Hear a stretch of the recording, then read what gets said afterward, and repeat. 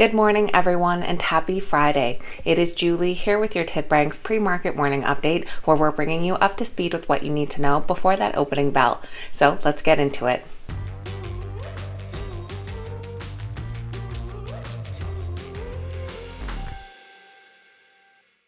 All right, guys, welcome back, and thank you all so much for being here. We've made it to the end of another tumultuous week in the stock market.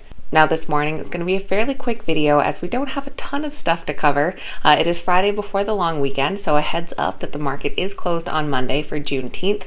So we'll be taking a look at exciting stock market news. Not much happening for earnings, and we'll see which stocks are the biggest gainers and losers. Now let's jump right into this morning's stock market news.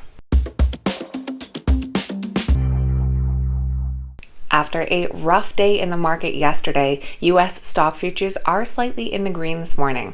Currently, Dow futures are up 0.69%, S&P 500 futures up 0.89%, and NASDAQ futures up 1.18%.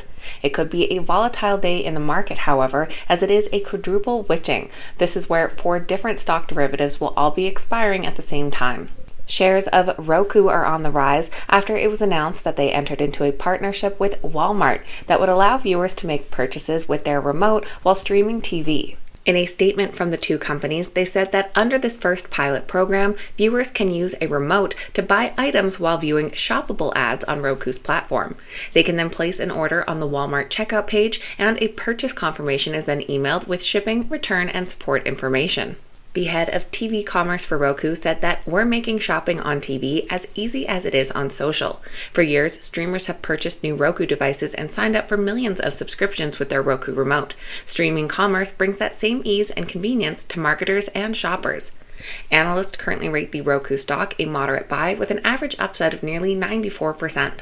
And a tweet from General Motors' Mary Barra hints at their upcoming all-electric luxury Cadillac. Mary Barra replied to a tweet that announced plans to invest $81 million in their global technical center. She said, "A one-of-a-kind team hand-building a one-of-a-kind EV. The Cadillac Celestiq is a new standard for ultra-luxury EVs." While only a few details are currently known about the vehicle, it's rumored that it might cost as much as $200,000. The roof will be all glass, and 4 occupants, 2 in the front and 2 in the back, will be able to set their own level of window transparency. Analysts currently rate the General Motors stock a moderate buy with an average upside of 81%. And that's about it for exciting stock market news so far this morning, so let's move right along to the morning's biggest gainers and losers. Dominating the gainers board this morning are all Chinese companies. The stocks are gaining momentum as the Chinese economy is reopening and investors are seeking global options amidst fear of a U.S. recession. At the top of the list, we have Alibaba under the ticker BABA. They're up 9.7%. They're followed by JD under the ticker JD, up about 9.3%, and Li Auto under LI, up nearly 8%. And leading our biggest losers this morning is Adobe, following their earnings yesterday where their full-year projections fell short. Under the ticker ADBE, the stock is down 3.4%.